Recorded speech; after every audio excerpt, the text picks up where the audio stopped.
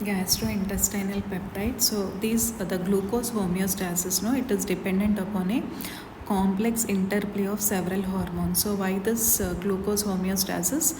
A complex interplay of several hormones, insulin and amylin, so produced by the pancreatic beta cells, glucagon produced by the pancreatic alpha cells, and gastrointestinal peptides including glucagon like peptide 1 and glucose dependent insulinotropic polypeptide.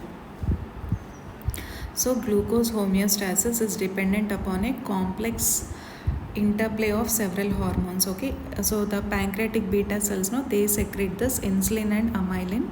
Glucagon, it is produced by pancreatic alpha cells, and gastrointestinal peptides including GLP-1 and glucose dependent insulinotropic polypeptide. So this was formerly called as gastric inhibitory peptide, GIP, GLP-1, glucose dependent insulinotropic polypeptide. Okay, glucose dependent insulinotropic polypeptide, glucagon like peptide 1.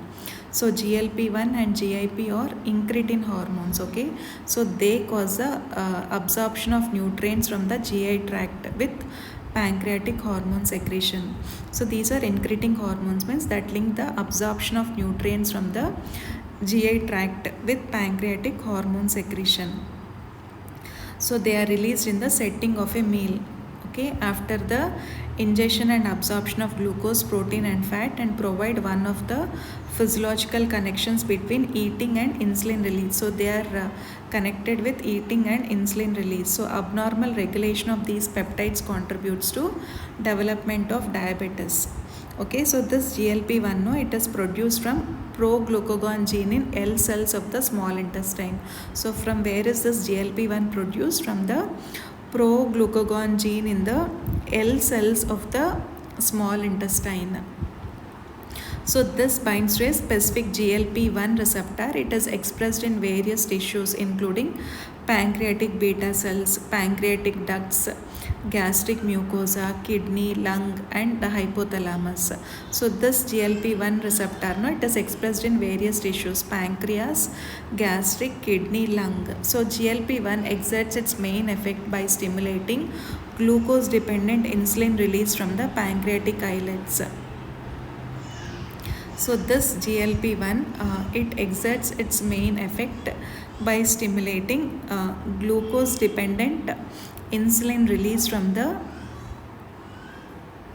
pancreatic islets. So GLP-1 exerts its main effect by stimulating glucose-dependent insulin release from the pancreatic islets, and it has also been shown to slow the gastric emptying, inhibit inappropriate post-meal glucagon release, and this also inhibits inappropriate post-meal glucagon release and reduce food intake.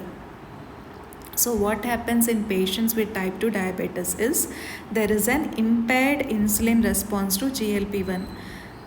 Generally what happens is, because of this GLP-1, what will happen is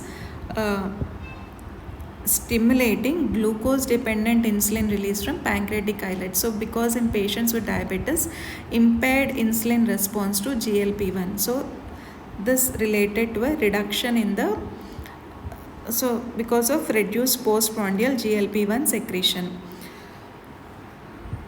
And GLP-1, no, this exhibits a short half-life of 1 to 2 minutes. Why short half-life? Due to N-terminal degradation by the enzyme dipeptidase 4. So it has got a short half-life. So how much is a short half-life?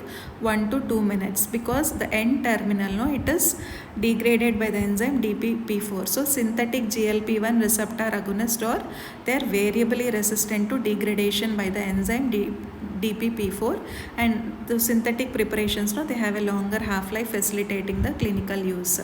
So these longer acting administered once daily or once weekly. So like native GLP-1, so all the synthetic GLP-1 receptor agonists, no, so they bind to the GLP-1 receptor, they bind to this GLP-1 receptor and stimulate the glucose dependent insulin release from the pancreatic islet cells. So it is a glucose dependent insulin release from the pancreatic islet cells as their primary effect. So what does they do? These GLP-1 receptor agonists, no, they stimulate the glucose dependent insulin release from the pancreatic islet cells as their primary effect. And GIP, so GIP is produced in the Ka cells of the small intestine. So where is this GIP produced? In the Ka cells of the small intestine, and this also binds to a specific GIP receptor. So it is also expressed in various tissues like pancreatic beta cells, alpha cells, subcutaneous and visceral adipose tissue, bone and heart. So in the postprandial side, GIP, it is co-secreted with GLP. So both GIP and GLP are co-secreted, and they also appear to interact in additive fashion to potentiate glucose-induced insulin secretion. But GIP exerts different effects than GLP-1 on glucagon secretion. In the euglycemic or hypoglycemic states, what will happen is GIP enhances glucagon activity. So it compared to GLP-1, this has got a different effect on glucagon secretion. So this will lead to in euglycemic or hypoglycemic states, it enhances glucagon activity. So we have a synthetic dual acting GIP-1 and GLP-1 agonist. So this is tirzepatide, is available for treatment of hyperglycemia in patients with type 2 diabetes. It's largely mediated by its GIP component. So the effect of tirzepatide, it has a half-life of 5 days and allowing for once weekly administration.